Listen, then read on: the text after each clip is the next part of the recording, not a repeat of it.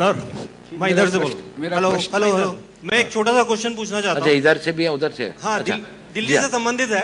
आप अरविंद केजरीवाल को किस तरीके की लीडरशिप मांगते हैं और क्या देश का राजनीतिक भविष्य बदलेंगे क्या? देखिए, मैंने एक बात कही थी, लीडरशिप के लिए ये बहुत आवश्यक है कि ट्रस्टवर्दीनेस हो।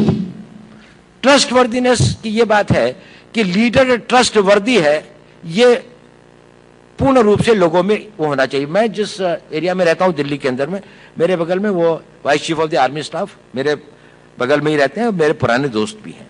वो आम आदमी पार्टी के बहुत बड़े सपोर्टर थे। 3-4 दिन पहले वो मेरे पास में आए, उन्होंने कहा यार ये तो बहुत बड़ा फ्रॉड है,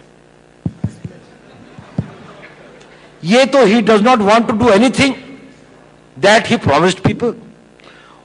जब इन्होंने मूवमेंट स्टार्ट किया था तब तो कहा था करप्शन की बात, अब तो कोई करप्शन की बात ही नहीं करता।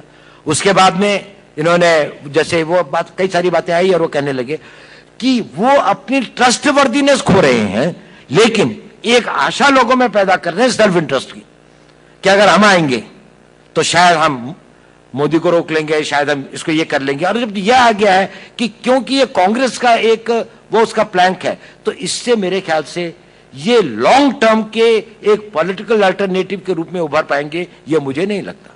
लेकिन इस इलेक्शन में ये एक स्टम्बलिंग फोर्स की तरीके से आए, कुछ वो कर सकें, ये एक संभावना बन सकती है।